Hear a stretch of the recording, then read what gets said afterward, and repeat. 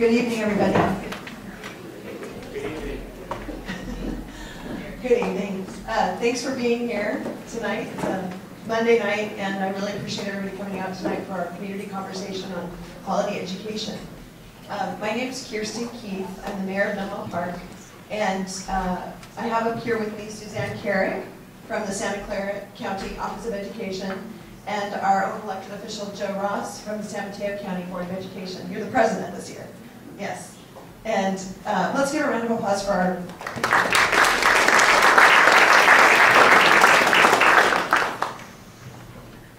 I wanted to, I got a list I've created to introduce a couple of people who are here in the audience that I want to highlight before we start. And my list is in no order, it's no rhyme or reason. I just started writing it as I came in here. And if I've missed any elected officials, please let me know. And so first, Joe Ross up here, thank you. I want to also announce we have Aaron Burmeister in the back, from Superintendent of Menlo Park City School Districts. Caroline Lucas. Caroline, will you raise your hand? She's not arrived yet. Not arrived yet, okay. Caroline Lucas is also coming.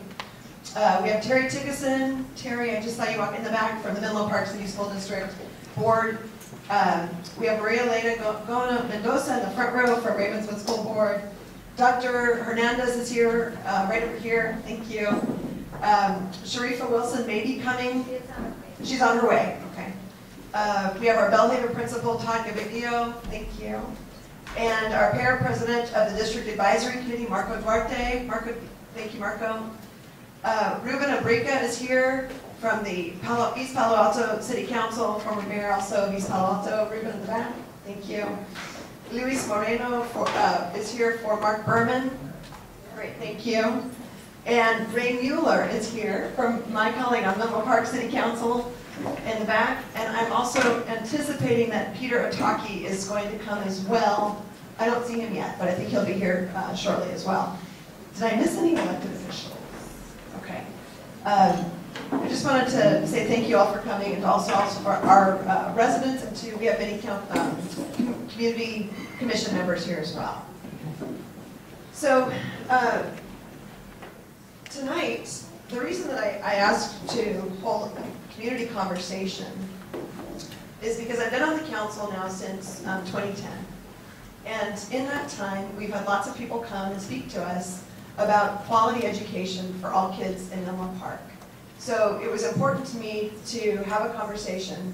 And this, tonight, I've had lots of questions about the meeting, and I'm happy to answer all of them. Tonight is really just the start of our conversation, and we can continue having many conversations about education. And I don't want people to feel like we have to solve everything here in this room tonight, because I don't think we will solve everything in this room tonight. But at our council meetings, we have many residents come and they speak during public comment, and we really can't respond during public comment. So this is an opportunity where we can actually have a dialogue with you and talk about whatever it is that's on your mind. We have speaker cards. The speaker cards are around the room. There's some at this table, some other tables. Please feel free to grab a speaker card and fill it out, and you can just bring it up here after you fill it out, and we'll be happy to call on you. We have speaker cards in the back by the bread along the wall over there, and speaker cards on different tables. But if you'd like to speak, please just fill one out, and we will get to the dialogue of the meeting.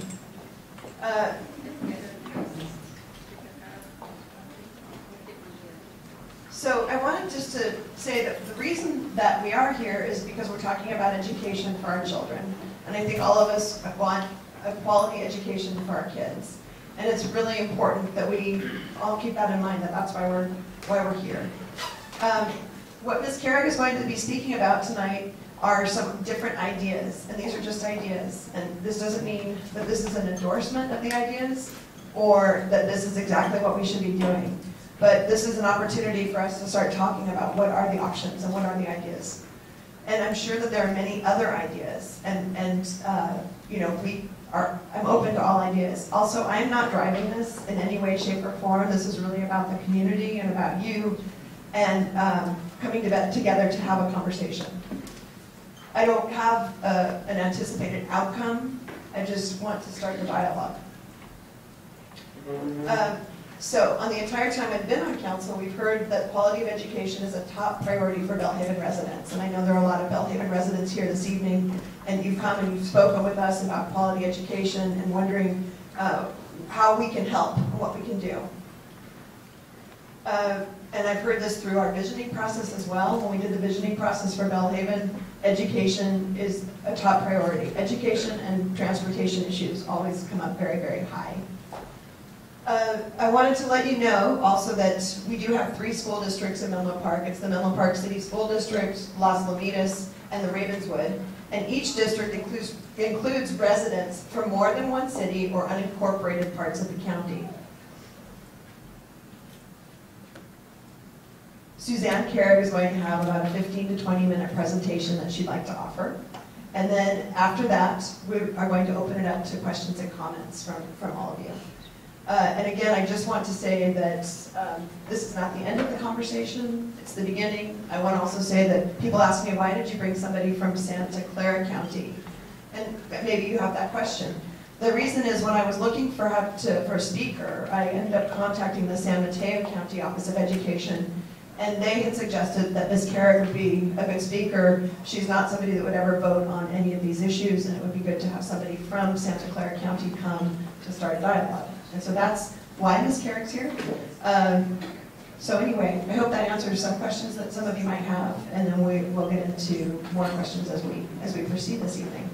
So with that, I would like to welcome Suzanne Carrig and welcome our discussion. Thanks for being here. Let's give Suzanne a round of applause.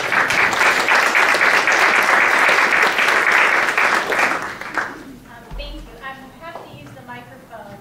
Is that best? Yeah, do you want this? Here?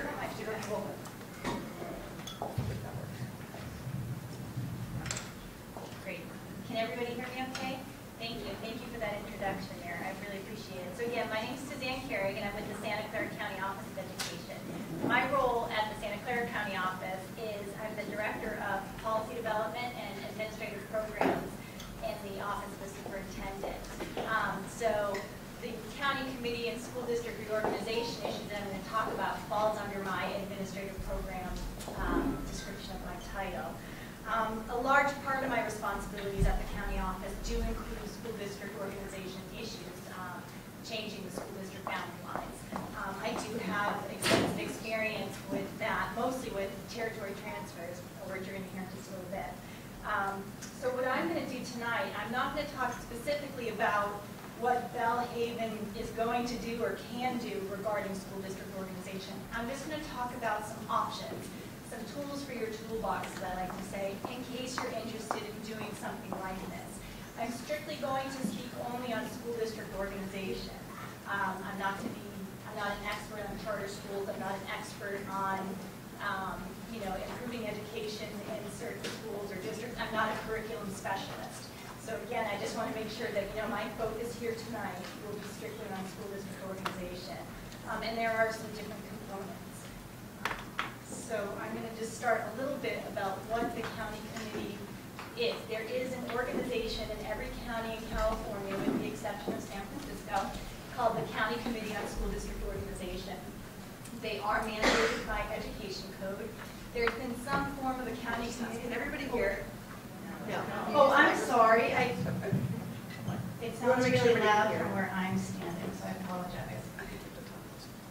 Maybe I should a little bit. So in every county in California, with the exception of San Francisco, there's a county committee on school district organization. As you can see here up on the screen, their existence is mandated by the education code. They've been in existence in some form or another since about the 1940s. They oversee a few different things: territory transfers, unifications of school districts. They also oversee governance issues such as the establishment and rearrangement of governing boards, like if we go from 5 to 7 board members or 7 to 5, and also the establishment or abolishment of trustee areas, and that's for both district boards and county office boards.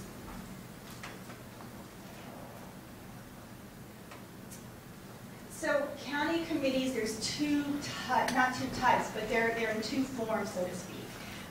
You have a county committee that is a separate entity from a county board of education. It's made up of 11 members, and they're elected. I'll tell you a little bit about that in a moment. And then in some counties, a majority of counties in California, the county board of education operates as the county committee on school district organization. And again, that's usually about 5 to 7 members. In San Mateo County and also in Santa Clara County, there's 11 members. And I believe at the moment, according to the website on San Mateo, there's 2 vacancies on their 11-member county committee. But there's 2 representatives from each of the 5 supervisorial districts within the county, and then there's 1 member who represents the county at large. And they're elected by school district boards. There's usually a representative from each school district within the county who elects that county committee member. They serve 4-year terms. The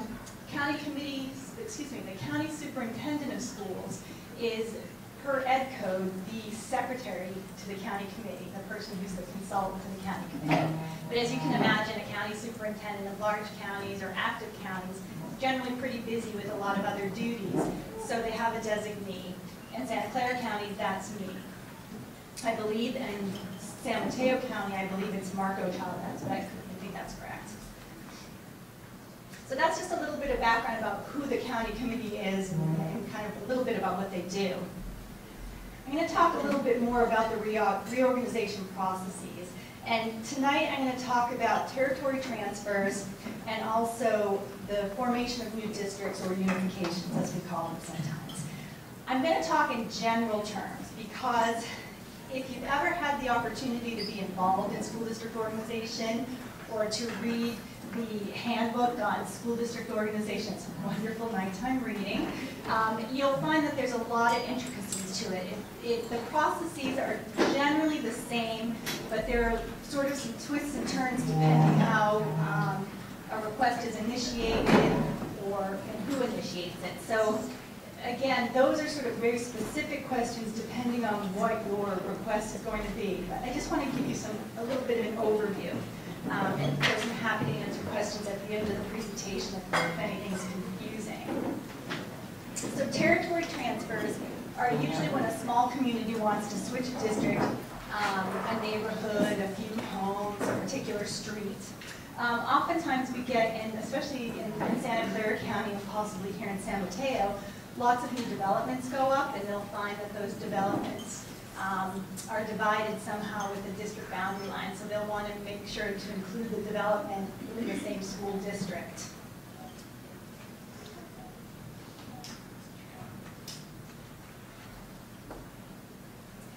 So oftentimes the reasons for territory transfers, and again, I'm doing it mostly from my own experience, is community identity. Keeping those, because perhaps that neighborhood associates more with the neighborhood in a district that's just right across the street.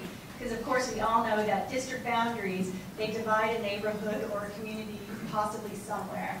Oftentimes boundary lines, they try to draw them on major streets, thoroughfares, using river boundaries, what have you. But with the changing geography of the Bay Area, you can only imagine how those boundary lines that may have been established in the late 1800s, early 1900s, don't fit with the growth in the communities that we have here in the Bay Area.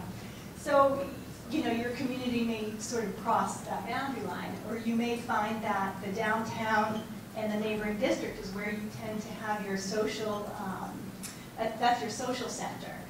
And you know, churches, shopping centers, things like that. That's what we refer to when we talk about community identity. Also, of course, closer schools. Again, schools weren't always placed in the districts, you know, at a very specific part from a neighborhood. Neighborhoods tend to crop up around schools, and so some schools in Santa Clara, it's very common. You cross a street, that school is in another school district from your home. So it's difficult for residents to understand that, oh, I have to go 4 miles to my home school, but the district school next door is just across the street. So that's another reason. And of course, safety plays into that. There's oftentimes just the difficulty of getting to your home school because of the roadways and the traffic. Again, we see perceived quality of the school district. If parents find themselves in a district where they feel their students aren't getting extracurricular programs or the best math or the test scores aren't as good as the neighboring district, that may prompt them to request a transfer. And again, the same with the educational or other programs having perceived, better programs than one to another. And again, as I talked about residential developments being built, just trying to keep those together. So the other type is formation of new school districts or unifications. When we talk about formations of new school districts, that can include forming a new K-12 district, a unified school district, and that's the most common type, and that's why we usually use unification instead of saying formation of a new school district. But that can also include creating a new elementary district, that's K-8, or a new high school district, 9 through 12. And there's two types. There's consolidation versus breakaways. Oftentimes we see the consolidation requests when there's a community that wants to sort of unify around a high school. And I apologize if I always talk Santa Clara, but that's my strength. So in Santa Clara County, we have 31 school districts, and we have several high school districts where they have 4 or 5-year elementary districts. So what could happen is, when you consolidate, you could take that high school district and you could unify their feeder elementaries into that district, creating a new district that's K-12 now. So for instance, we have the Eastside High School District, and it has 5 elementary feeders. You could create that brand new district by unifying all the elementary with the high school. And then you could also, there is again, this is one of those tricky little caveats to school district organization. There are consolidations where you could have that same high school, 5 feeder elementary districts, but for some reason, maybe due to an educational program or some sort, you leave out one of the elementary school districts, so you just include the 4 with the high school. It's called a Thompson-style unification.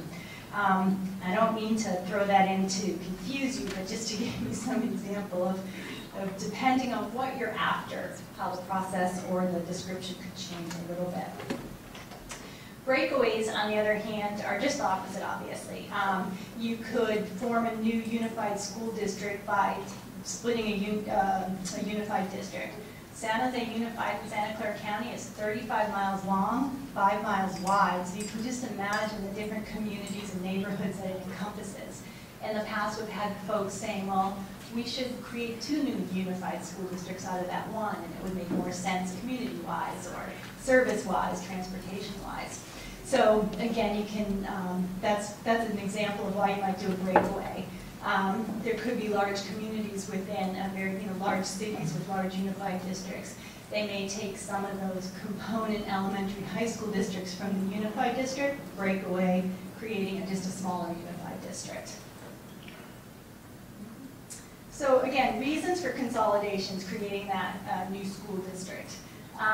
It used to be historically said that if you created a new school district, you'd get additional state funding. That's not quite playing out. I'm not sure if that's quite true yet. We're still trying to figure it out because you probably all know about the local control funding formula. And so districts don't tend to be rewarded financially as much now when they unify. Mostly funding under LCFF is grade level. You get the bump with students who are at greater need. So the funding is a little bit different. There are some examples with unifications that have occurred in the last couple of years that do show that there's a little bump with the unification, but not like historical pieces. So that's still out to see if there really is some additional funding, but some show there is and some show it's somewhat flat. Other reasons, economies of scale. You can imagine that it's just a little bit cheaper to be a unified district. Just a sort of a simple example is if you're ordering supplies, you get bulk rates and just things like that, economies of scale, running programs. Articulation of programs. Of course, matriculating from elementary to middle to high school might be easier. You have one district administration, one district office. And of course, increased program offerings where you might be able to offer middle school students the options to take some advanced courses at the high school level or just offer more programs, more classes in the same subject. And then again, lastly, flexibility of the facilities. Because when you unify, you're going to have all those facilities from the districts that you combined. So reasons for breakaway, that famous community identity is always a reason. You know, again, and some local control. Those are really important for parents, communities to have. So those tends to be big reasons for breakaways. And again, it's very similar to territory transfer, if you remember the reasons for that. Perceived quality of district, and again, program articulation as well. Some people see it's easier when it's smaller. So here's the part where it's talking more generalities in terms of process, because it can change depending on how it's done. A local process for any type of reorganization, be it territory transfer or formation of a new school district, is initiated either by voters, homeowners in a particular community. It can be initiated by the governing boards of the affected school districts, and that's done by resolution by those districts. The county committee can take on an issue either on its own or by request from the State Board of Education or other agencies, and other agencies include city councils. And we've had that happen in Santa Clara County where city council requested that the county committee look at an issue. After a request is received, and depending on the type of request, it's validated by the county superintendent, then public hearings begin. There's a requirement of at least 2 public hearings for the request, and they have to be held within the districts that are affected. So there's always that opportunity to have a community meeting like this where everyone will have their input. And that input is important for the next step, which is the local study. There's a study of 9 criteria that's required to be done with any reorganization. And not only would staff use the information provided by public hearings, but we do extensive research on a variety of topics. And I'm going to talk a little bit soon about the criteria that we look at when we do a local study. If necessary, a decision or the recommendation from the local county committee would go to the State Board of Education. Generally, with the formation of a new school district, there's a local recommendation that's then sent to the State Board of Education for the decision. Generally, with territory transfers, that decision is a local county committee decision. Unless, of course, it's appealed. There's appeal processes built in, and that can go to the state board. For formations of new school districts, there'd be a local election. The election area would be determined by the county committee and possibly in conjunction with the State Board of Education. With territory transfers, depending on the size of the request, there's oftentimes not an election. Again, it just depends on how big. These are just some basic timelines. Once a petition is received, and sometimes a petition is literally that signed document that you go around the neighborhood and have everyone sign, we validate that. The staff of the county office would validate it. They have 30 days to do it after receiving it. After it's validated, there's 60 days to hold the first public hearing. So the timelines move really quickly, in the beginning at least. Then 120 days from the first public hearing, that's when the study is completed, the study of the 9 criteria, brought to the county committee for a public meeting where they hear the study and take action on whether or not to approve or deny the request or to provide a recommendation to the state board. And then once it's approved, that's when an election is called if needed. I do have to stress that if anything goes to the State Board of Education, either on appeal or if there's a recommendation from the local county committee, the State Board of Education does not have any mandated timelines. Right now, any request can take about 2 years, so just kind of a long time, 2 to 2.5. So that 20 days, if it goes to the State Board of Education, that 20 days is from their approval, not from the local county committee's approval. So it's always important to keep in mind those timelines when, anticipating when a reorganization may be put into place. So these are the 9 criteria that I discussed that we looked at. And I'm sorry I didn't make enough copies, but I do have printouts. But these are the things that, the criteria that staff looks at and does research on to provide to the community and to the county committee. And I know it's small, so I'll read them off for you. First, we look at adequate enrollment, and that's adequate enrollment of the affected school districts. There is a requirement to have a certain number of students per school district. So if you're pulling out too many students from a school district and it goes below the threshold that's established, that's an issue. Substantial community identity. That's a hard one to define. It's probably the most subjective and most difficult to look at because there are some guidelines about what community identity is, but it's hard to prove. So we look at the community identity of the folks who bring the reorganization request, but we also look at the community identity of the school districts that are affected. If that community identity may be chipped away or something may change because you're taking territory out of it or because you're putting territory into it. And again, I'm going to give you a website that you can look a little further into what all this means. Equitable division of property and facilities. That's property and facilities of the affected districts. Not all reorganization efforts impact any facilities. Territory transfers tend not to include any school facilities, so we don't have to look at that. It's not applicable. But with a breakaway or consolidation effort, you're going to have facilities as part of that study. Also look at the racial and ethnic segregation of the districts. Are they going to be balanced if there's neighborhoods pulled out or brought in? So we do look at that, and again, there's some education code around what that looks like. Also, no significant increase in state costs, no significant impact on the educational programs. That doesn't mean just cost, but that also means enrollment, impact on the number of kids in classrooms. If we look at test scores, there's a whole list of things to look at when we talk educational programs. It's not just around finance, although that is part of it. No substantial increase in school housing costs. Is there a potential that a new school may need to be built to house the new students coming in if it's a territory transfer with a lot of students or a consolidation? The primary reason cannot be to increase property values.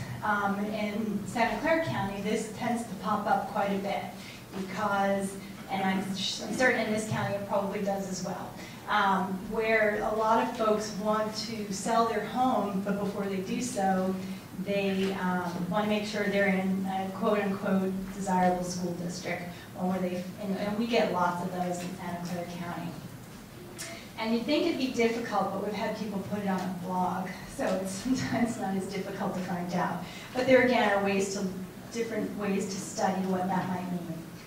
And last is the continuation of sound fiscal management, and that there's no negative impact on the fiscal status of the affected school districts. Are we pulling funds out? For example, a lot of districts in Santa Clara County, and I believe here in San Mateo as well, have a parcel tax.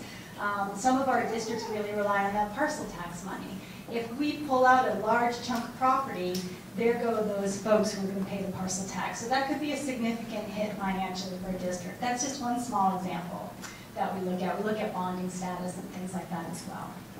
So those are the criteria that we look at, and that's all provided in what we call a feasibility study. The general rule of thumb is that we provide that document at least 2 weeks in advance to a county committee and to the general public so that they can view it.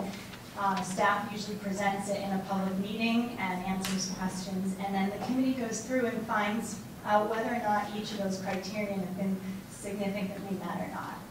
Anytime, they're not supposed to approve or request if none of those criteria have, if one or more of those criteria have not been met.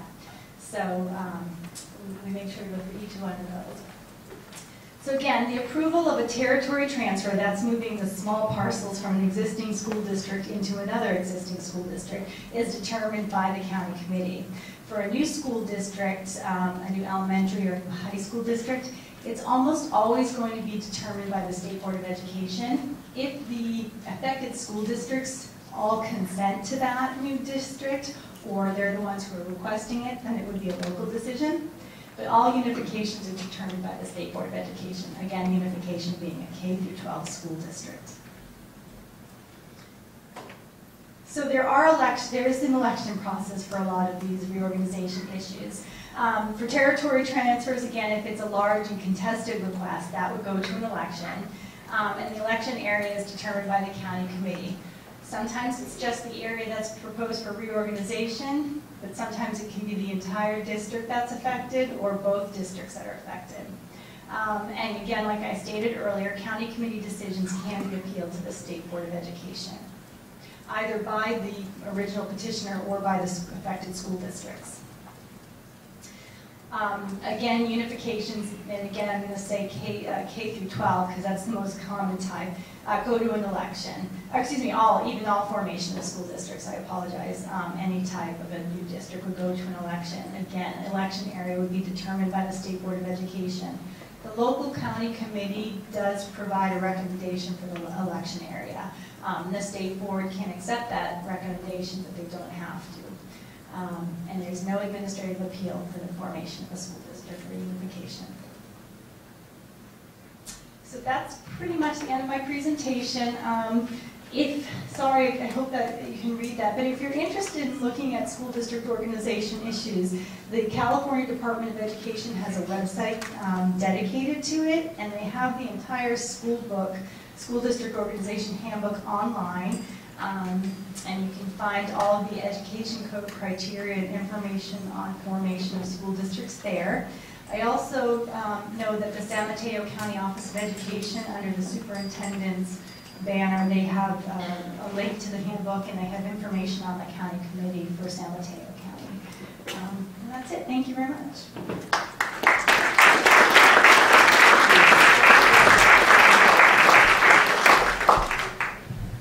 Thank you, Suzanne, for that information.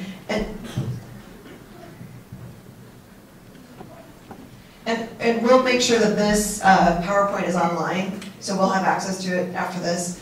And just so you know, somebody asked me, are we videotaping? And we are videotaping this, and so we'll have this video up online too for those who couldn't be here tonight or who would like to view whatever was said again.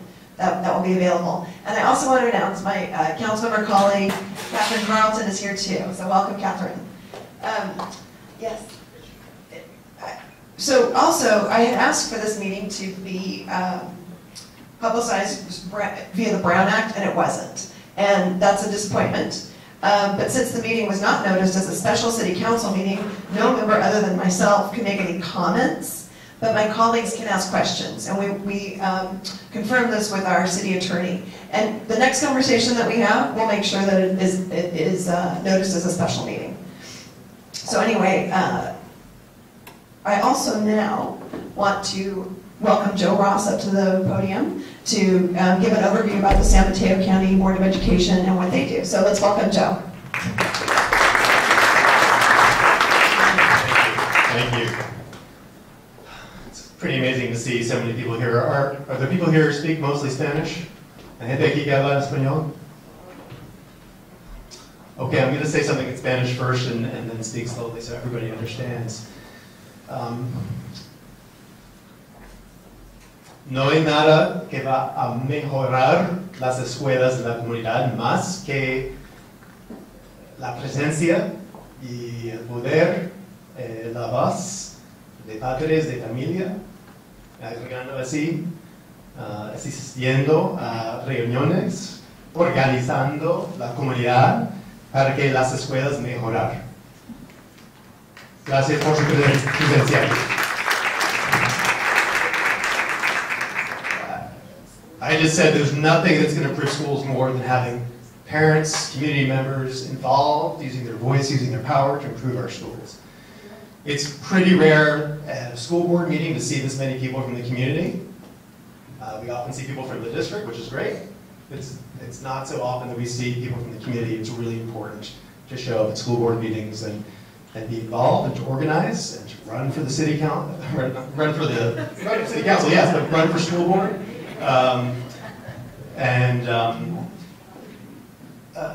Anything that results from this work, this conversation, whether it's a reorganization of districts, a unification of districts, the creation of something called a joint power authority, which is a very interesting idea we'll talk about, I hope.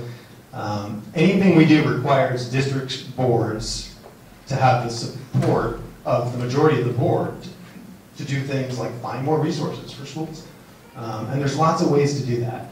Schools in California are radically underfunded. I think we're in the bottom 10 of the 50 states when you account for cost of living. And so we really have to work together. We have, in this part of the county, a high school district where all of the districts that we're talking about feed into. So the quality of education for someone in Portola Valley depends on the quality of education for somebody in East Palo Alto and East Menlo Park. We can't be divided against each other. We need to look for ways to work together. And the reality is in East Menlo Park and East Palo Alto,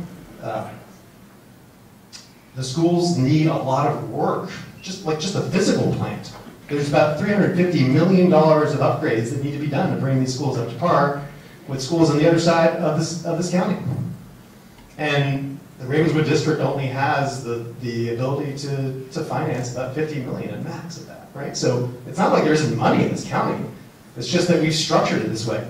So that's my introduction to explain what we do and don't do on the County Board of Education. New York City School District has almost 1 million students. LA has 600,000 students. I think Chicago has 400,000 students. These are all single districts. In this county, we have about 93,000 students. And we have 23 districts. We have 23 local governing boards. And then we have this County Board of Education that I'm on. We have a separately elected superintendent of schools for the county. We have a state board of education. We have a state secretary of education when the governor chooses to fill that seat. If you wanted to organize something to be dysfunctional, you could not have done better. Who was in charge? It's very hard to tell. But many of us who do this, who run for boards of education and school boards, maybe we're naive, but most of us, I think, everyone I know who's in this business is trying to do well by kids. So let me tell you what the county board does and the county office does quickly so you understand the context of this conversation. The county office has a student services division run by Nancy McGee, who I saw come in here. She's our associate superintendent, administrator for court and community schools, and other special programs. So there's students we serve directly. We have an instructional services division, which is administered by Deputy Superintendent Gary Waddell. I don't think he's here. This is a set of services that helps all the districts recruit teachers, provide professional development for teachers and school leaders, and generally tries to provide resources that little districts might not otherwise have.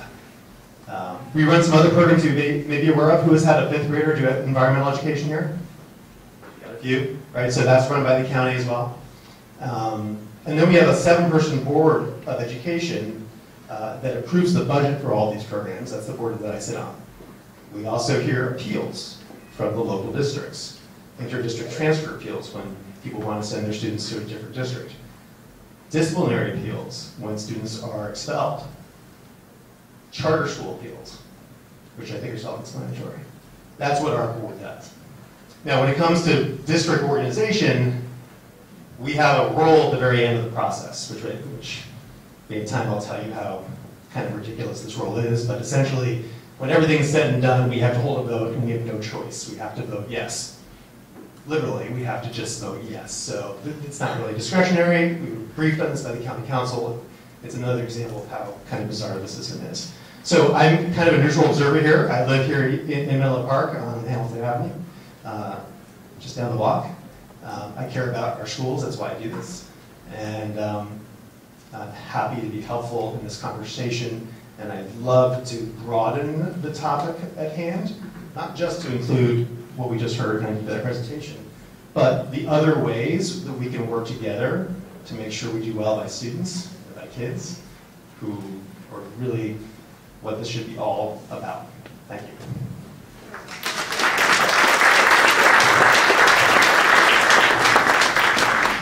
Thank you, Suzanne and Joe, for your comments. And I just want to reiterate that, yes, we can absolutely broaden this conversation. And again, this is not an endorsement in any way, shape, or form of what was presented to you. It's just some information. And I think the more information people have, the better off you are, because you can use it to find out what it is that you want to do. So we absolutely can broaden the conversation as you want to. I have cards, and I would guess that we have to collect these cards somehow. So if you want to pass your cards forward, because I know it's kind of tight in here, we can start collecting the cards. Peter can go through the audience now. Thank you, Peter. He works with the Menlo Park staff, and he can collect your comment cards. Thanks.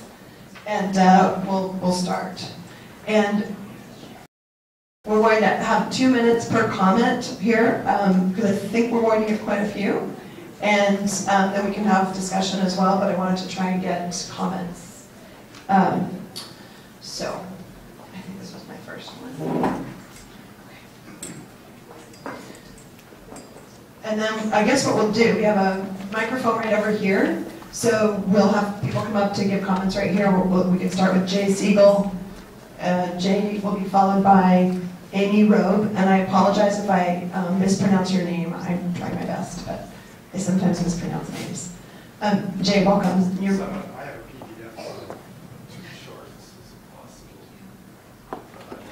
I would have to add, if we can, we'll have to wait, and I'll move on to other people, and then we can figure out if we can do a PDF if you'd like to do it that way.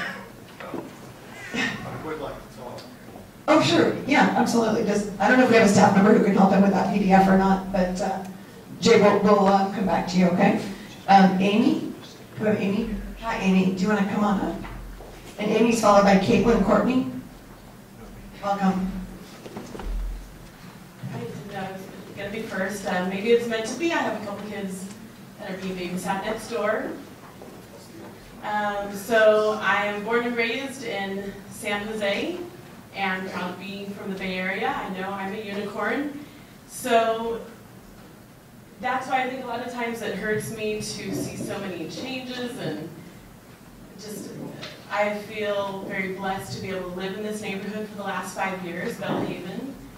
And I was really excited, but then starting to see all these changes happening with, you know, the transportation and buildings and stuff. I don't quite know what my question is, except more about the school districts and the reorganization, because last year, having my child go into first grade, we decided to homeschool because we wanted him to go to Beechwood School here, and we were put on the wait list, and then we found out we probably weren't quite the family that they really wanted anyways. So it was a wake-up call for us to look into other options. We're homeschooling. I feel like it's been a blessing in disguise that we've had this as an option, and now I am really pleased with this outcome. But I know a lot of other families cannot do this, and that's why I'm really thinking about Ravenswood School District, how this side of 101 is so different than the other side of 101. And I, again, being born and raised in the Bay Area, I've seen diversity all the time, but I've never really felt it until I've lived in this neighborhood for the last 5 years, and talking to my neighbors, being able to hear their side of the story. It's just definitely been a wake-up call, and I want to see some big changes now, yesterday. Thank you. You know what I forgot to mention, when we say this at council meetings, I know, you know, every topic we deal with is pretty passionate, actually, and we have people who are very passionate on both sides of every topic, or many sides of a topic. And we like to ask people not to clap. I know it might feel uncomfortable, like, because you want to support whoever spoke, but if there's somebody else who feels different or the opposite, we want to make sure that this is a safe space for everybody to come up and share what they want to say. So I know it might feel odd, but we're asking people, please don't clap, just so that if somebody doesn't agree with what you say or what your friend says, they still feel like they can come up and say something. Thank you. We next have Caitlin Courtney, followed by Pamela Jones. Hi, so I'm a resident of unincorporated Menlo Park. I actually live in the Avenues and have a 3-year-old daughter who's going to be hopefully entering school in a few years. And I want to start off by kind of correcting, I guess, one of the things that was said at the beginning of this presentation, which was that there's 3 school districts for Menlo Park students. That's actually not true. The residents of the Avenues, I think, are pretty familiar with the fact that our kids actually get sent to the Redwood City elementary schools, even though we have the Menlo Park designation in our name. And I think one of the things that is very disappointing for me living in the Avenues is that I ask parents all the time, hey, what do you do about school for your kids when I see them in the park? Because our neighborhood school that our kids get sent to in the Redwood City School District, you know, is a school that is targeted for improvement. It's a school that has struggles, and I have yet to actually meet a parent that lives in the Avenues that has chosen to send their kid to the school that we are districted for. Most of the families opt to do parochial schools, regardless of their religious affiliation, because of the price, other private schools, or to lottery their kids to a different Redwood City school that's across town. And you know, as a resident, I think it's very disappointing for me that the school that's actually geographically closest to me is Encinal, and there's not even an opportunity 30 seconds. for people in our neighborhood to transfer to that school. So I think, you know, my question is, you know, what is being done to make the schools that the families in the Avenues, neighborhood of Menlo Park, go to, the type of community school that we really want, which is one that you can have your kids in the class, you know, with their neighbors, which is, you know, a very diverse group in our neighborhood. Thank you, Caitlin. I'll start collecting questions, but I want to get through everybody's comments because we have a lot of them. Pamela Jones, followed by Maria Elena Mendoza. Good evening, Pamela Jones. I grew up in East Palo Alto, attending the Ravenswood City School District in the 50s and early 60s. I moved back into Bellhaven in the early 70s so I could send my children to the Bellhaven School, walking distance. I feel community schools are very important. I was a school board trustee during 1977 to 1981 because I thought that I had some ideas that could make a difference. When I look at the history of the school district here, it is extremely challenging, it's extremely convoluted, and it's very, very complex. The only reason I stand here is because I believe in the quality, high quality education for all children, however that has to happen. And I think that we're here tonight because we've come to a time when we could no longer maintain our kingdoms, our queendoms, and say that my little school district is going to remain the same as it is. One of the things that I would like to propose, because as was previously stated, there are 4 elementary school districts in the city of Menlo Park. There should be only 1 school district. We would save money on administration, which would go back into educating children. I don't have a solution for the Ravenswood City School District, and maybe the Ravenswood City School District does not have its own solution. The problem has been there for 50 years. It takes a different kind of thinking than what we have been doing currently. So I hope those of you that are from East Palo Alto, that are here concerned that Menlo Park wants to take something away from you, is that you will meet and meet with us, Bellhaven community, so that we can come up with a plan to educate our children. It's about the quality of education. We cannot afford to lose another generation. Thank you. Thank you, Maria Elena Mendoza, followed by Rachel Bickerstaff.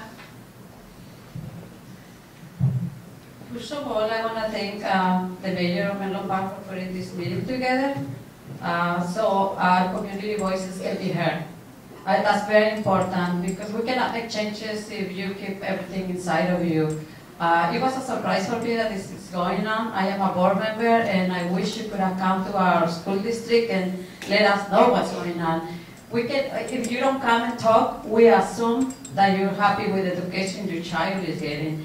And I do agree that we need to improve. We have made some improvements, but we're not quite there yet. We need to improve. And I believe that one of the main reasons I went into becoming a board member is because I noticed that we need to improve. But we cannot do it alone. So I'm asking you to please come and share your ideas and concerns so we can sit down and have these community conversations and get to an agreement. I believe that one of the main focus here are our teachers. Our teachers need a salary improvement so we can retain them and we get the good teachers. But please support our teachers. They really will be the ones who make a big difference in the education your child gets. Because sometimes we have very good teachers. I have seen them coming and going. I worked in this district too. And I saw very good, valuable teachers that had to leave because the salary, they live here, it's very expensive.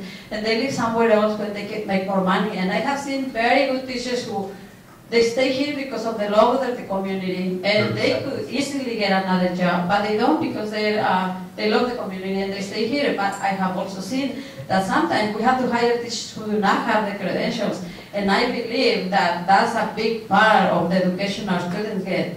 We need to get better salaries so we can attract better teachers. Thank you. Thank you. Then we have Rachel Bickerstaff, followed by Angela Chavez. Hi, good evening. My name is Rachel Bickerstaff. Thank you, Mayor, for bringing this discussion to the forefront. We've been asking for years. I am the resident of Belhaven in the city of Menlo Park, and I'm also the president of the Belhaven Neighborhood Association, Bayside of Menlo Park. I married into the community. Most of you may know my mother-in-law, Rose Bickerstaff. I could have her call in and put the phone up to the mic, but she couldn't hear everything. So I've been in the neighborhood for 25 years, and I have a 23-year-old, which is sitting right next to me, and I have a 19-year-old. So I saw the education system in the neighborhood, as most parents that have school-age kids that are about to enter into school, and I did my research, and I was very disappointed in what our local Belhaven school had to offer. So I chose to send my children to Beechwood School. And I know a lot of parents don't have that option, so that's why I'm here fighting for parents that don't have that option to send their kids to Beechwood. My daughter graduated from the University of Arizona, and I have an 18-year-old who's at Arizona State second year. So parents have to be behind and be involved. You have to know what the school is teaching your kids and the quality of education. We are fighting for Belhaven to be out of the Ravenswood School District because our kids are falling through the cracks, and we no longer wish to stand for it. Thank you. We have Angela Chavez. The question is, do we have a Spanish translator? Do we have a Spanish translator? We don't this evening. We will make sure we do next time. So that was my question. Okay. Good evening. Good evening. So I've been in the neighborhood of Belhaven for now 20 years, and I'm very proud of it. What I actually have to say is I believe we have very good and strong educators. We have awesome teachers and awesome principals in this district. I think where we are lacking is the support of our parents in the education of our children. And I happen to be one of those parents that acknowledges that and sees that, and that's where I think we could benefit some support. Thank you. Thank you. The next person we have is Marco Duarte, followed by Cheryl Bims.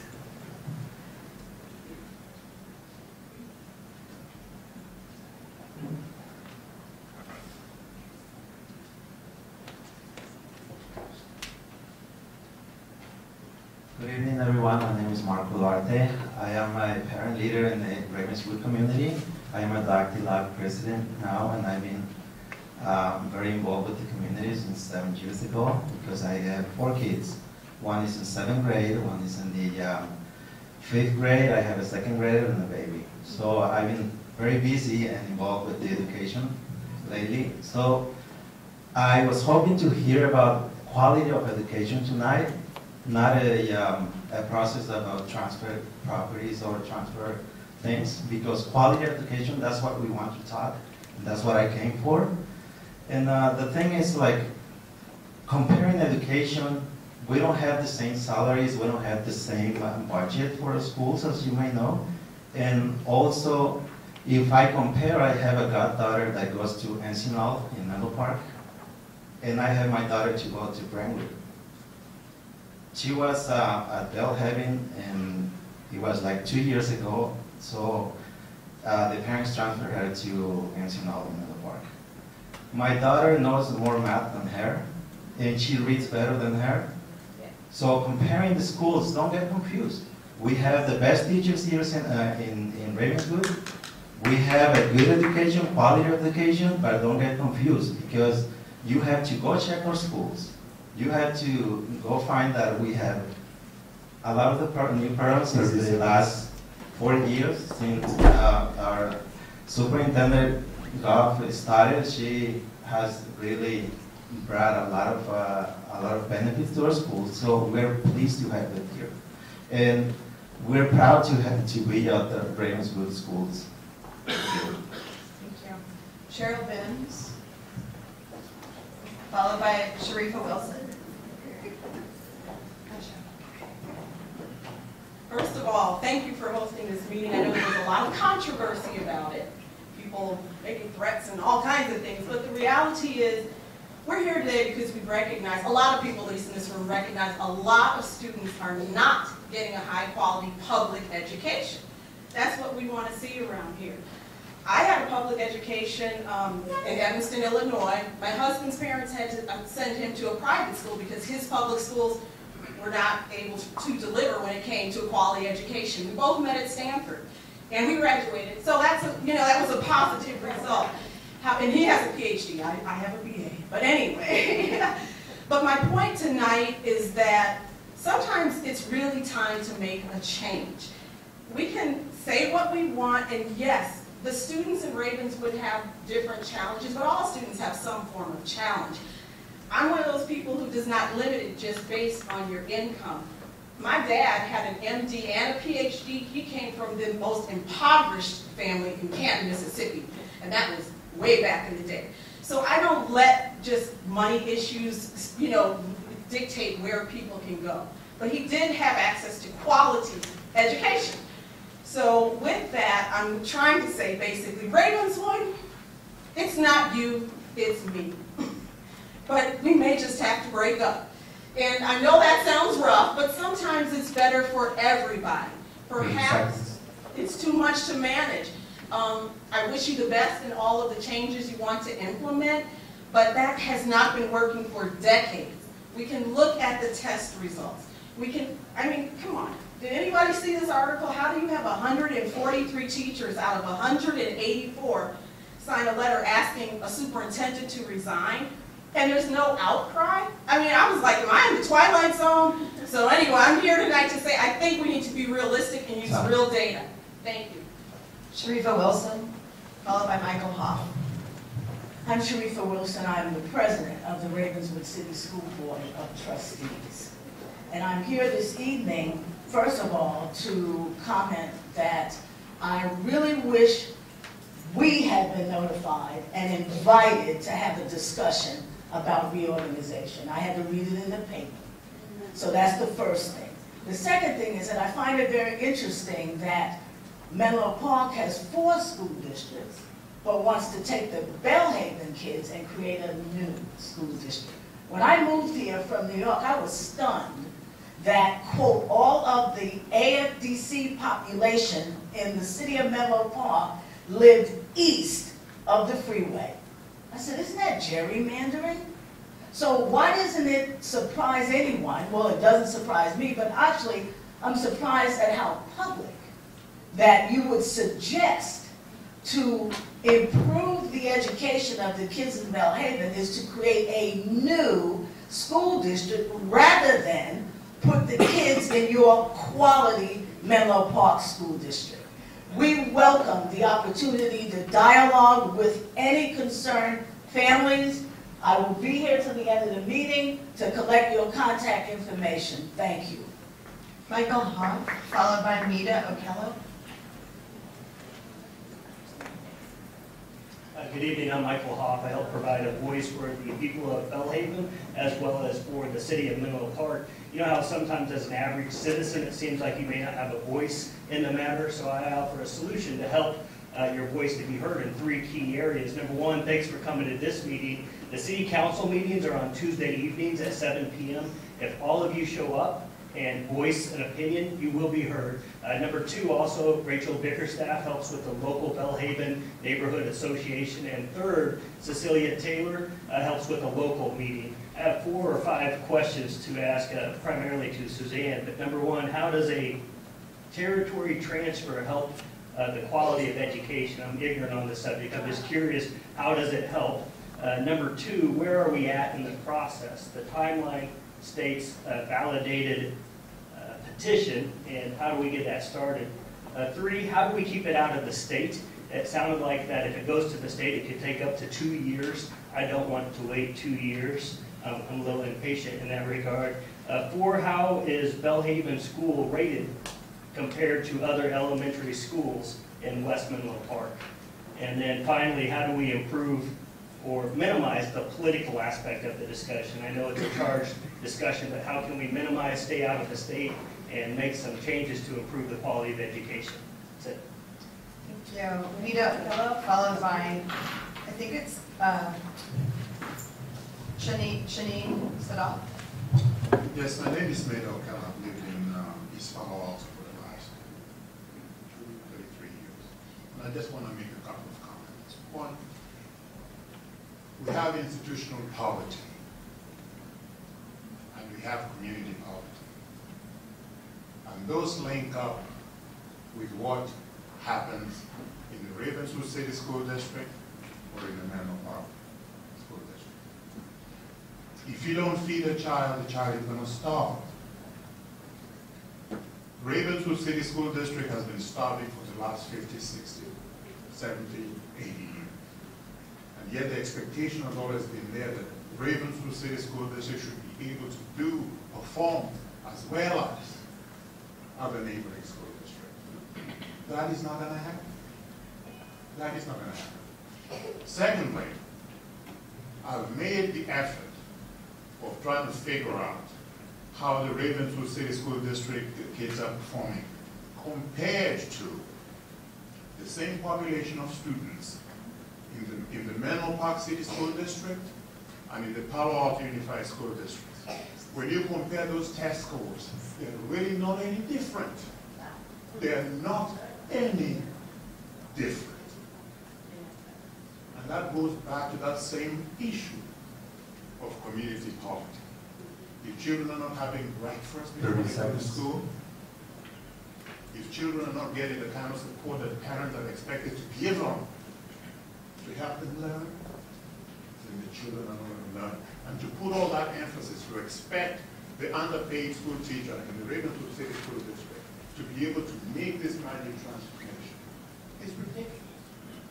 So we need to deal with institutional poverty and community poverty. Thank you. Shanina Sadati. No, I didn't say that right. I apologize. My name is Shireen Sadati. I'm a little short.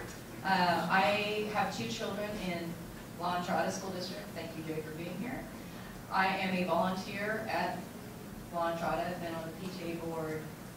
I'm a super volunteer. I'm also a volunteer with Menlo Church, and that's how I got involved with Ravenswood School District through the Ravenswood Foundation. I was just really surprised to learn the difference between the 2 school districts that I'm volunteering in. And so I had 2 questions. I know at some point in time, there was a joint powers authority. They were trying to do it. I don't know what happened to it. I don't know how it fell apart. My other question is, I understand that I've heard that at Bellhaven that there's 1 janitor there and the teachers clean up their own classrooms. Just want to know if that's happening. And then my comment is, I don't know all the history that goes with all of this. It seems like it's very, very charged. But the students that I have volunteered with, whether at La Entrada or in Ravenswood, are the same. They want to learn, they're eager, they're polite. I just wish we could figure out how to give everybody the same quality education. Rhonda White, followed by Jackie Sebrian.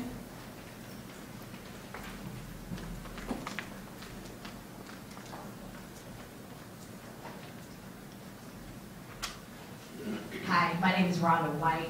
I am a product of East Palo Alto. I was born and raised. I'm also a teacher in Ravenswood. I happen to be the Teachers Association president, as well as I have 2 students, a 5th grader and a 1st grader, who attend school in East Palo Alto at Los Robles Dual Immersion School. So I had a question. I was wondering how many people who are here are who actually live in the Belhaven community. Just was curious about how many people were here. Okay, that was one. The second one was, Maida said it so beautifully, was that when you look at the statistics in Ravenswood and you look at the statistics in Menlo Park, if you want to compare apples to apples, those same students, they're not faring any better, whether they're in East Palo Alto, or Menlo Park. And I made that comment 2 years ago when I did an article in Maida's paper. But I stand before you today as a teacher. And I happened last year, got transferred back to Belhaven, which I had been at previously for 10 years. And I keep in contact with my students. And what I always tell parents, teachers, and community members, if you have not been to Belhaven or one of the schools, just because you heard it's not good or it's not a quality education, ask some of your neighbors who are choosing to send their kids to Belhaven. We're not that bad. We're actually pretty good. We've got some teachers who've been there 1 year, 5 years, 10 years, and 30 years. And our kids are educated and they are learning. And so I just want to challenge the new community who is moving in and we feel real dismal about what everybody else says about us. Check us out. Our principal, Mr. Gaviglio, is here. Our vice principal, Mr. Nguyen, is here. Ask them about the school. And like I said, I'm there as well. I'd love to take you on a tour. Thank you. Thank you. And then we have Jackie Sebrian, followed by Caroline Lucas. And if anybody else wants to speak, we have maybe 5 more cards. Feel free to. And I know Jay got you too. Thank you for having the conversation over here. So I live in the Belhaven community. I also serve on the Library Commission, which I'm not at tonight because I thought this was more important for me. One of the things I hear, it's clear to me that there are things the city can't change right away. I want to talk about the things the city can change. And I, to Joe's point, think that library services, there are things our city can do to improve outcomes for the children that live in the Belhaven community, and I'd like that to also be part of the conversation. So free libraries, expanded library services. I'm a reading specialist, so that's kind of my thing. Thank you. Caroline Lucas, followed by Taliesin Fasika. My name is Caroline Lucas. I'm a doctor of education and a teacher of almost 30 years. I've taught and am currently teaching in West Menlo Park in Los Lomitos for 5 years. I worked as a consultant in the Ravenswood School District for 3 years, mentoring teachers in literacy instruction, and I can say that the teaching I saw was second to nothing. It was amazing. I'm a parent in the Menlo Park City School District of 9 years. While I'm a school board trustee in the Menlo Park City School District and an employee of Los Lomitos, my comments tonight are only a reflection of my personal values and made from my almost 30 years in the profession. I would like to preface my comments by stating that I personally know many outstanding veteran teachers in the Ravenswood School District and have witnessed firsthand the outstanding instruction provided by them to their students.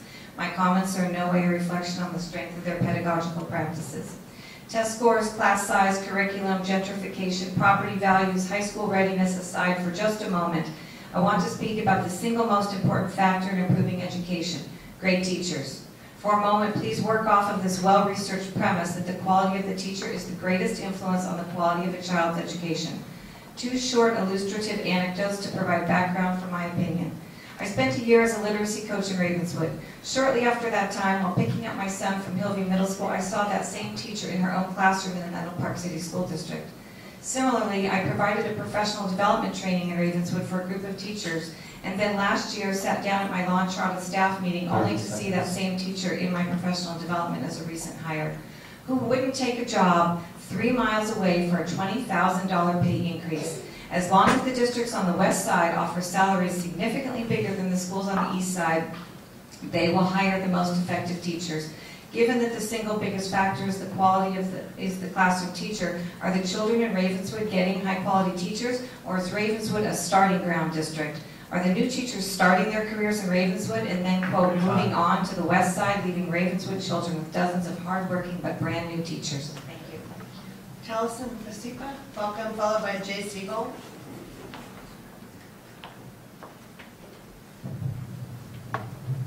Thank you, Madam Mayor. My name is Taliesin Fasipa. I'm from East Palo Alto. I was sent here by my daughter because she has another meeting to attend. So my hats off to the principal of Fairhaven and also for the teacher. You know, I would say something for the teacher. It comes passion from my heart. I thank you all for teaching our children. You know, they have a wonderful, in 1996, I was the parents' chairperson for Fairhaven. My daughter was a kindergarten, and then I started a program of second language for parents, that because the report came, and then less parents attend parents-teacher meeting. So maybe the language was sparing that time then, in that time again. And so I started that program. I hope it's still in Fairhaven. You know, it was free. You know, students from Stanford, they come here and teach English to parents that don't understand. And then the Pacific Islander, they're so bright. I didn't see many of them attend. But, you know, I thank for the Hispanic community, they take advantage of that. And then, you know, I was proud because the program was in use. So I hope it's still in use, you know, because we still need, you know, parents to get involved with your children's, you know, there's a lot of questions I have, but the other gentleman already asked for it, so I'll wait for the answer from the table. But tonight I just want to, you know, thank you. Ravenswood is wonderful. Parents, it's you.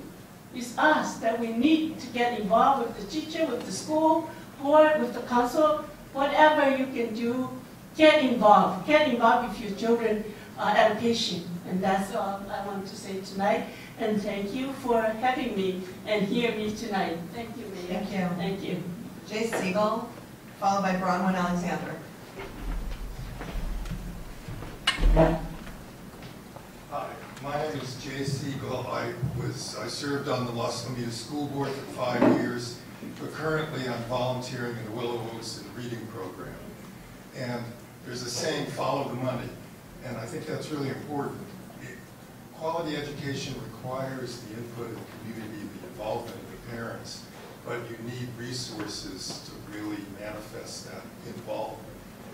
And if you look at it in San Mateo, also in Santa Clara, there's a great inequality in school spending across these school districts. And of course that follows directly from property values. What funds schools? It's property taxes.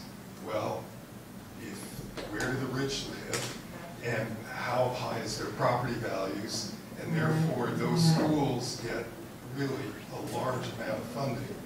Woodside spends over $20,000 on each student.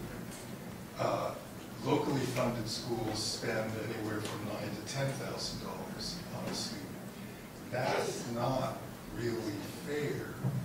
That kind of inequality of school funding, I think, is unfair, and I think it's un-American, because America is the land of equal opportunity, and especially equal educational opportunity, which also happens to be in the California Constitution.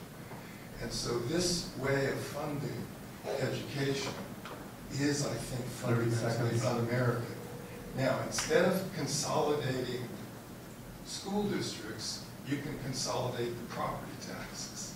You don't have to change the school districts. There's There's nothing that says that property taxes, I think, have to stay within a school district. They have to stay within the county. They don't have to stay within a school district. So we can do a lot of equalizing of funding without spending 2 years changing the school districts. We just transfer property taxes from the rich to those that need it. Thank you. Bronwyn Alexander, followed by Cecilia Taylor.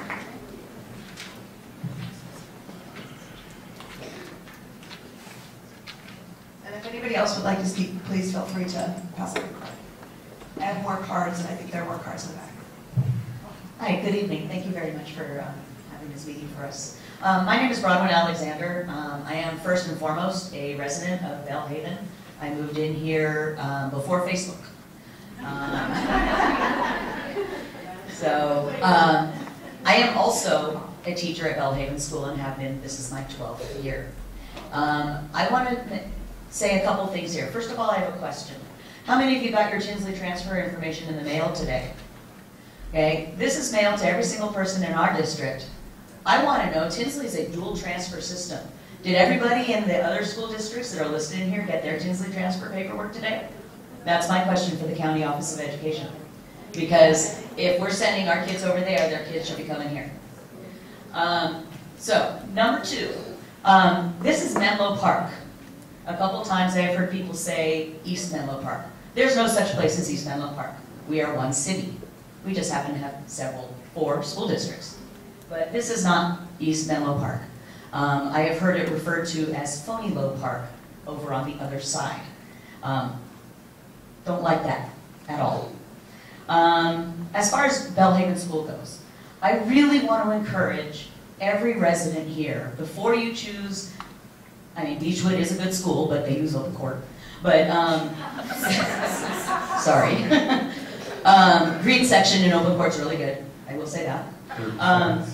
I want to encourage everybody in this school, in this area, to please check out Belhaven School. We have, see if they have this in the other school districts, access to a public library at Belhaven School, not a school library. We have reading recovery. We have a makerspace where every student in the school goes and creates. We have a yoga program. We have a STEAM program, that's science, technology, engineering, arts, and mathematics. We have a music teacher run by, a music program run by Mr. Luther, which is getting instruments into kids' hands. It's phenomenal. Sorry, we're a TK 5th school, and we have all reading and math done in a workshop model. We're now doing mathematics in a workshop model. Please come check us out before you homeschool or send your kids to private school. We're a lot cheaper. Thank you. Cecilia Taylor, followed by Miriam Borden. And I'll just ask you, we're almost done, but let's make sure that everybody feels comfortable with whatever they have to say. Good evening, everyone, and thank you, Mayor Keith, for putting this together. I'm really grateful to see all of these faces. I wish you would come out more. I'm here because the Ravenswood City School District is a product of my life. How many people in here actually attended the schools in Ravenswood School District? Not, well, let's see, not many actually in here. I went to school there. I went to school at Belhaven, I went to Brentwood, I went to Willow, I went to Castano, and unfortunately I didn't graduate from the 8th grade and I didn't graduate from high school. That's my track record. I'm a GED graduate and I also have a mathematics degree, and that's because I chose to educate myself.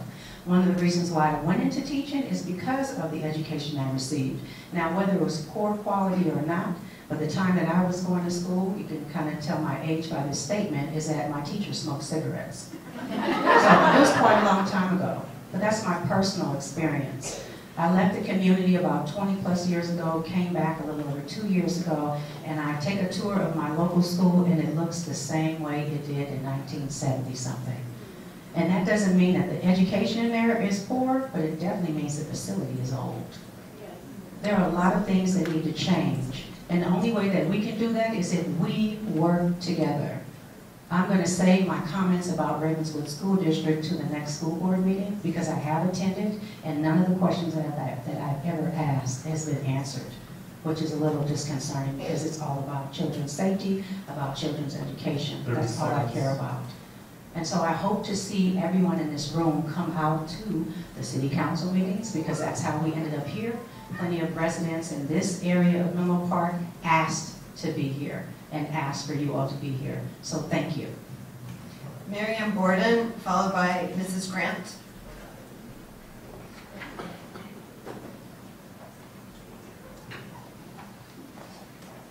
the final card after that is Jennifer Bestar, and that's the last card I have. But if anybody else would like to speak, please feel free to give us a card, and we're happy to call you. Is Miriam Borden here? I'm going to assume she's not. Mrs. Grant, followed by Jennifer Bestor, and then that's the last card I have.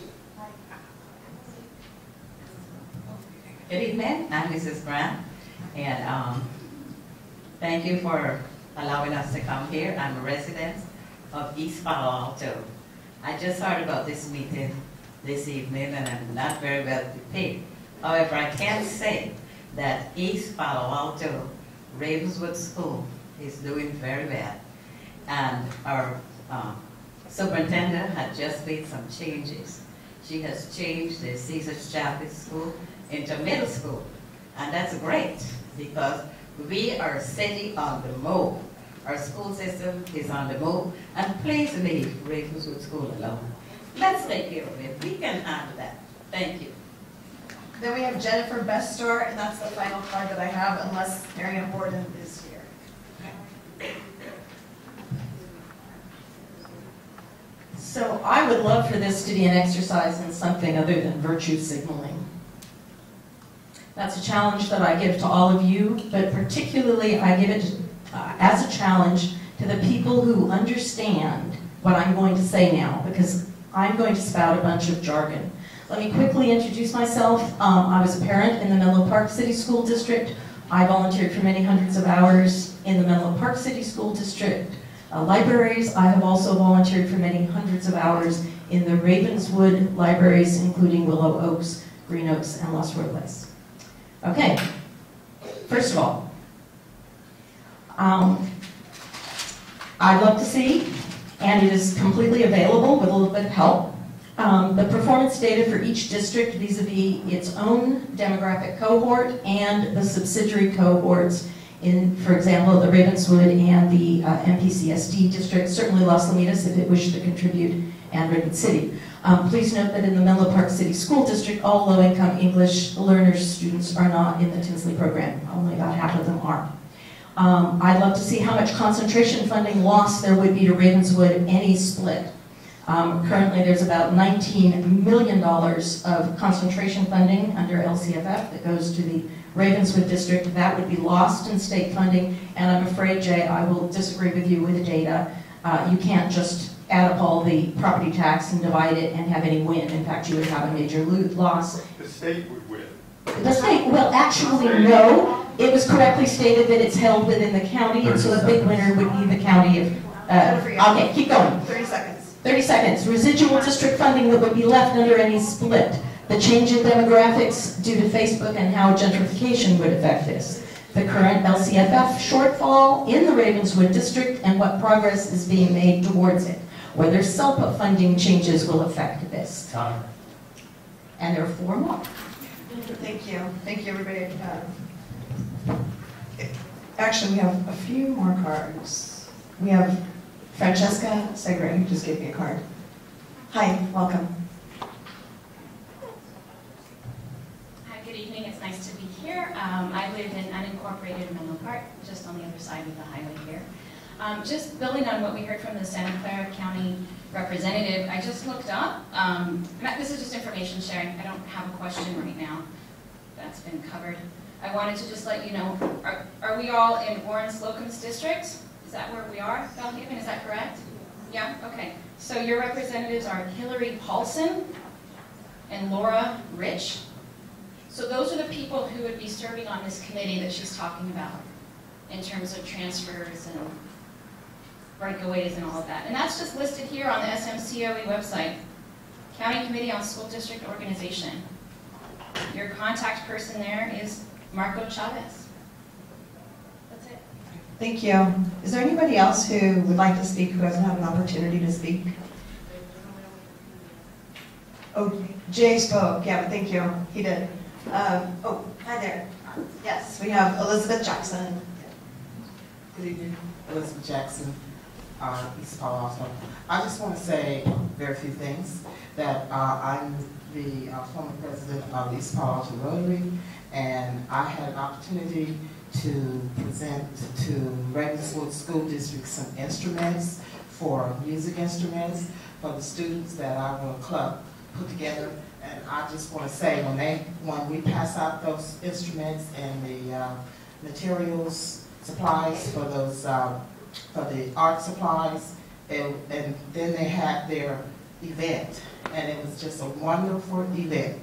So I just think that these teachers, and the music teachers, and the administrators of Ravenswood School District put a lot of hard work into these students. And we need to start saying things about how much hard work and how much these students got up there and played their instruments, did their artwork. It was just beautiful. And so I think we have to start saying something positive about our teachers and administrators, and so the kids could feel good about themselves. We can't go around talking about how bad the school is. These kids are listening to you. You know, just think about you when you went to school. Did you like somebody to talk about your high school? No, you didn't. And that's the same way these kids are. So I think you're going to have to bring those kids in and start talking about them. They know what you're saying. So please don't talk about these kids' schools. The adults got to pull yourself together and make your differences, resolve your differences, and work together. Thank you, everybody. Let's have a round of applause for everybody who spoke.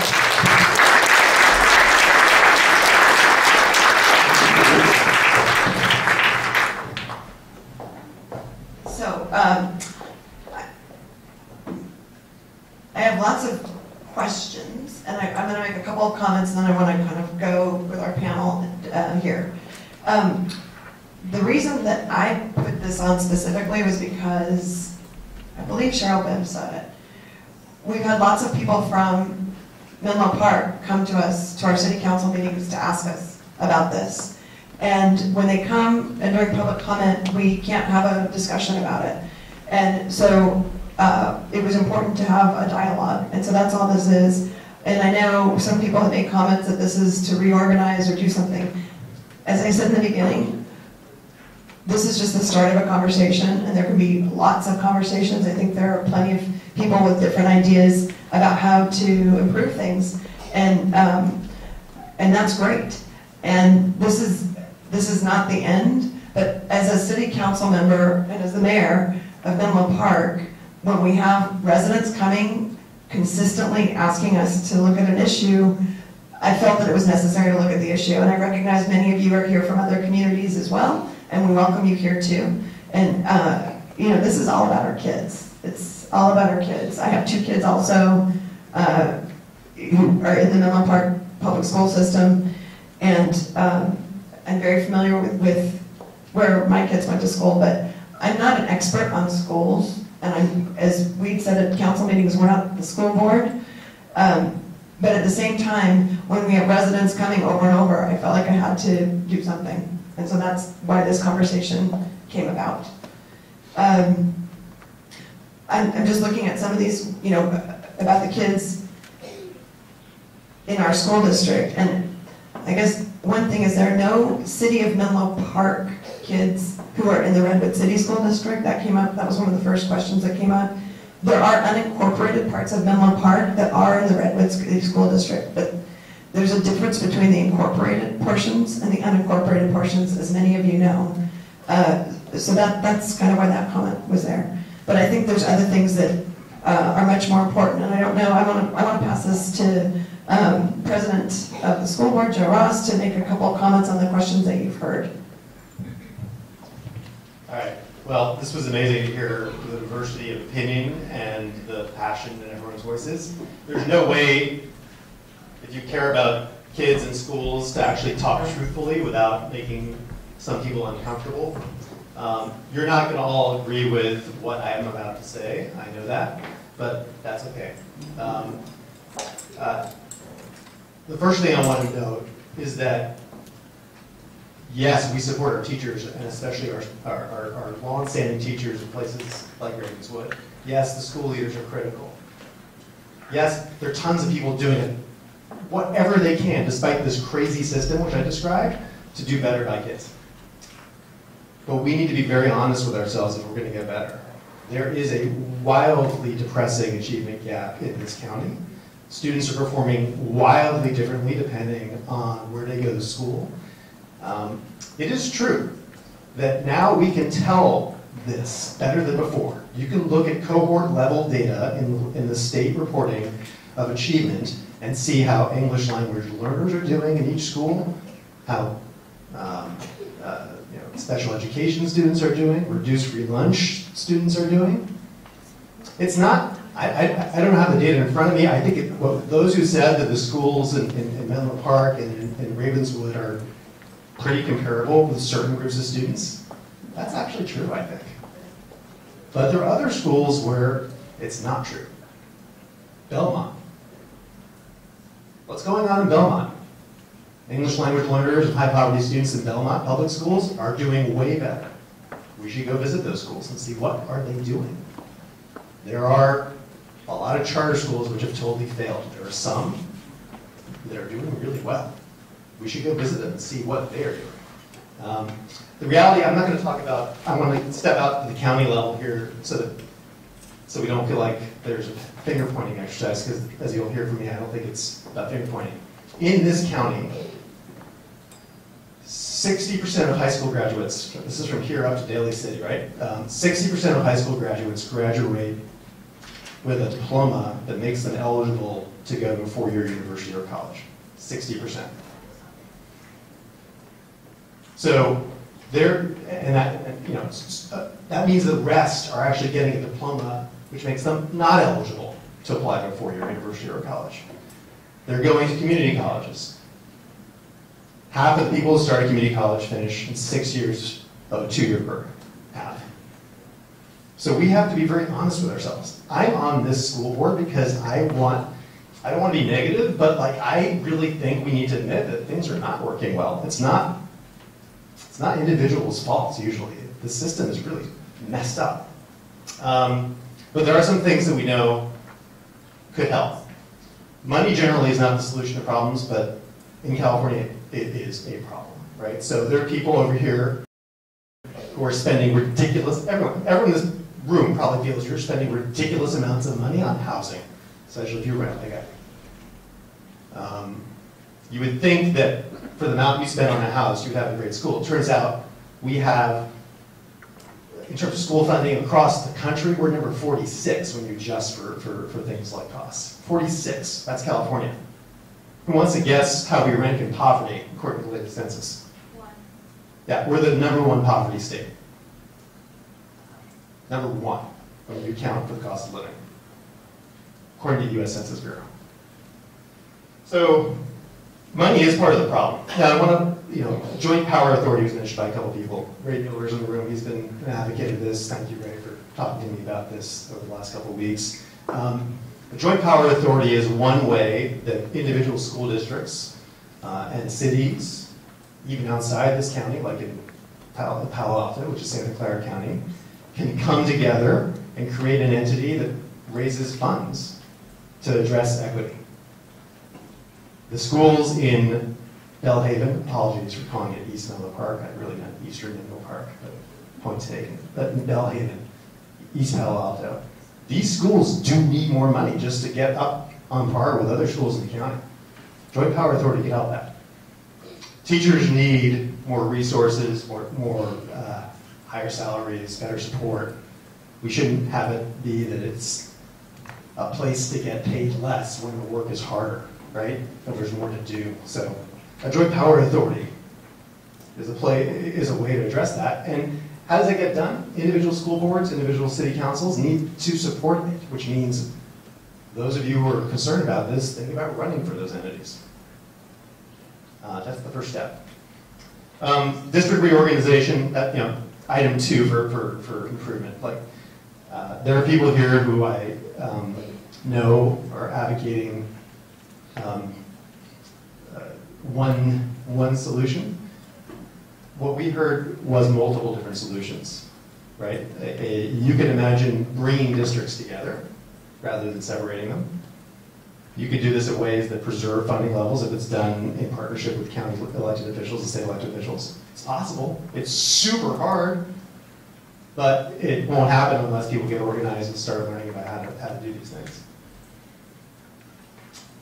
And then finally, on what we can do faster. There are things that make schools work well. There's a lot of research on this.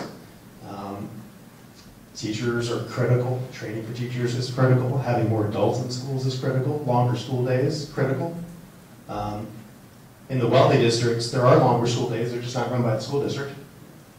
At 2 or 3 p.m., students go off to Cuban or Kulan or whatever it's called. Sports, music, right? Here, we've got organizations like the Boys and Girls Club, led by Peter over here, and other organizations that effectively create a longer day. Supporting these organizations, the Ravenswood Foundation is involved in this as well. Like supporting these organizations is a faster move. There are some charter schools which are terrible. There are some charter schools which are incredible, right? So learn about charter schools. It starts, though, with folks showing up at meetings like this. Thank you, by the way, for organizing this. I've never seen a crowd like this at our County Board of Education. They're very rare, rarely filled meetings. Come to the local meetings. Let's go drink. There you go. We've got the richest schools and the poorest schools, really, in terms of disparity here, and we all need to get involved. So I don't know if I answered all the questions here, but that's what I'll start with. Thanks. Thanks, President Ross. I don't think we will answer all the questions. I think some of them are great questions that also will be taken to different school boards, because that's where you really want to bring up some of these questions. I agree, with the parents that spoke. It's important to be involved, and I know some of the speakers said come to our meetings, and I did want to announce. I was asked to announce the Ravenswood City School District Board meetings are the second and fourth Thursday of every month, and they're at 7:30 p.m. And anybody can go to those meetings, and I think that they, from what I've heard tonight, they'd really love to hear from you. So please, thank you. Oh, thank you. It's changed to 7:15 p.m. So 7:15 p.m. is when those start. And I'm sure that the Ravenswood school board members would love to have you come and talk to them about whatever you want to talk to them about. Where's the meeting? 2160 Euclid Avenue. The meetings are at 2160 Euclid Avenue. It's 2120. Okay, we're going to get there. 2120 Euclid Avenue. And that's at 7:15 on the second and fourth Thursdays of the month. So please, go to the meetings, and I imagine that you can, I know for city council, we have a city council inbox where you can send city emails to all 5 of us, and I'm sure you could do that with the Ravenswood School Board if you want to send emails to the board members. So that would be helpful too, probably. In terms of getting involved, first of all, I was just handed a card that notes that it appears the at-large seat on the county committee school district organization may be vacant, so maybe you can address that. But in terms of getting involved, I should have added that in addition to coming to meetings, organizing your community is critical. I see some people here from Innovate Public Schools, and I've heard about other parent leaders in the room. Like, parents getting engaged and organizing is really, really important, and there are some pretty extraordinary things that have happened as a result. That was a very good point. And I'm going to give the microphone. I'm aware that it's 8:15. I do respect your time. We were going to finish at 8:30. I will stay after, obviously, to talk to anybody who would like to talk to me. But Suzanne Carrig, while you're here, I'd love to hear your comments as well. Well, thank you. I'm going to address the vacancy issues on the county committee. I see that there are 2. The at-large position is currently vacant with the term expiring 2017, which means by code that that term's over as of November 30th of this year, and then it would be open for election. If someone wants to run for election, you just would contact the person, Marco Chavez, in the superintendent's office. Generally, in our county, we just ask for a letter of intent and like a brief resume. There's really no qualifications that you need to be on the county committee. There's an interest in students and school district organization and in education in general. If nobody runs for that office, then the appointment falls to the county superintendent. The other vacancy the term ends in 2018. I don't know when that seat became vacant, but the county committee has the responsibility to fill that vacancy within 70 days that it becomes vacant. After that time, the county superintendent can fill the vacancy by appointment.